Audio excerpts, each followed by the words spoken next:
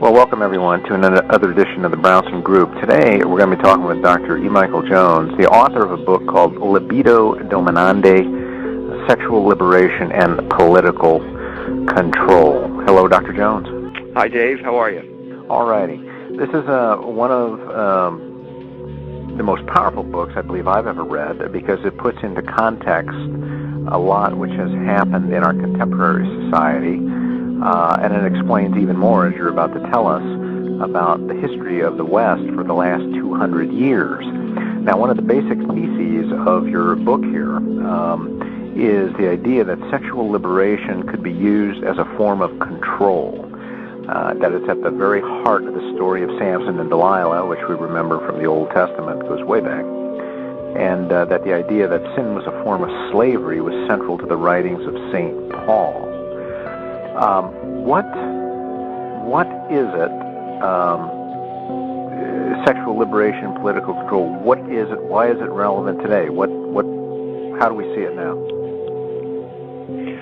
Well, it's one of the best forms of control because it's the subtlest, because it masquerades behind your passions. So what it is basically a manipulation of human passion. And human passion is powerful, and it blinds you to the fact that you're being manipulated. So that's the first thing. And the second thing is that the culture is absolutely... now, this is a question, I don't know whether people are blind or whether we're talking about deliberate repression of people who understand the story, but the culture is absolutely adamant in not allowing any type of explanation of pornography along these lines. There is absolutely no discussion whatsoever along these lines. And so the only thing you're allowed to talk about is freedom. So people who, if you're against pornography, you're against freedom. This is the way the debate has been managed for over 50 years now. Let's say 50 years from the Roth decision. And what was the Roth decision? That was... It was just an obscenity decision that basically opened the floodgates to pornuppornography in 1957. Pornography, free sex, sexual life. Because up until this time, pornography had never been considered a First Amendment issue, and obscenity was never considered First Amendment, and this was the opening of the door to allow pornography to be considered a First Amendment freedom of speech issue. So sexual license, then free sex, free love, whatever you want to call it, then becomes an issue of freedom.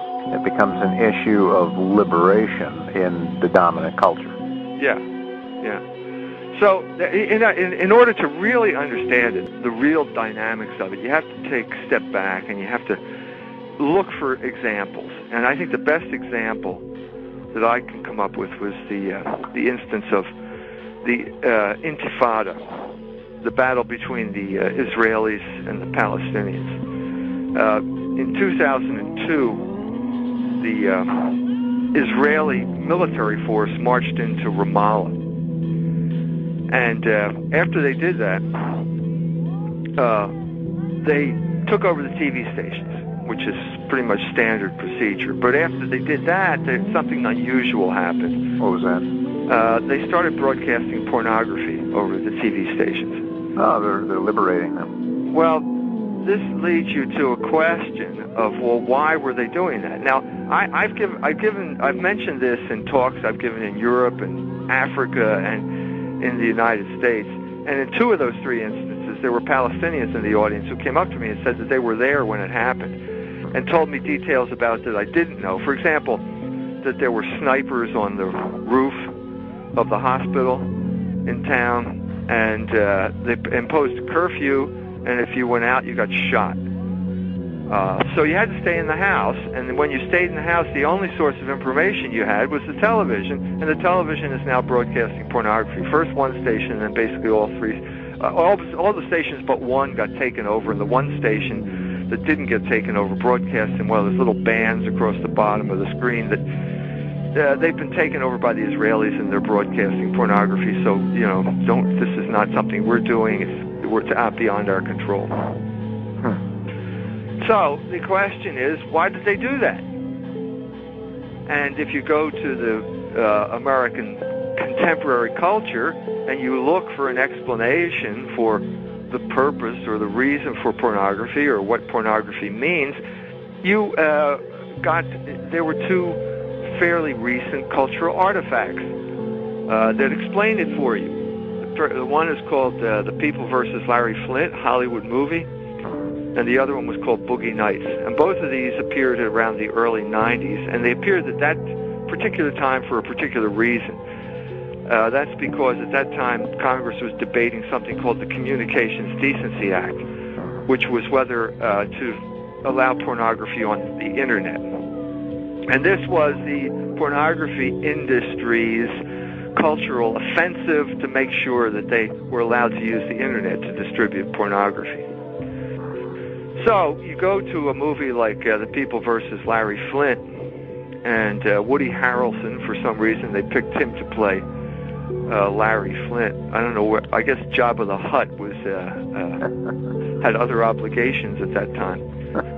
But anyway, they got him to play it, and during the course of the movie, he says that no one is free in this country unless I'm allowed to produce pornography. And so that's pretty much the explanation. Pornography equals freedom. So if we take that explanation and we apply it to what happened in Ramallah, it's pretty clear that the Israelis were trying to bring freedom to the Palestinians. Well, but your book and your thesis is that that's really just a euphemism for a very sophisticated form of slavery. Well, I think anybody in his right mind knows that the Israelis are not interested in liberating the Palestinians unless we take liberation in a contemporary cultural sense, and so you have to look someplace else for the explanation. And I'm saying the real explanation can be found in places like the story of Samson and Delilah in the Bible, which is also set in Gaza. So nothing has changed in that regard. So the idea is to get people to watch pornography or accept pornography, whether it's in the United States or anywhere else. Once they start doing that, then their passions will determine how they live their lives. Yeah. And the people who present the pornography will make money because people will want to feed their passions, and as these industries make more money, they'll be able to exert more influence on the society. Right. That's pretty much the explanation. So to begin with our example, everyone's supposed to be distracted from the fact that the Israelis have just taken over your town because all you're going to do is watch pornography now. And that's pretty much what the Shin Bet and the CIA had in mind when this thing was proposed in the first place.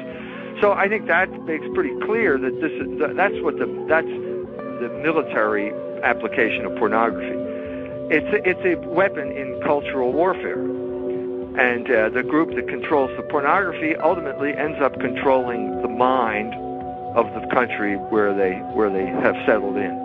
And so what you see here is that the same thing happened in the United States in a less dramatic fashion over the course of the 1960s, when the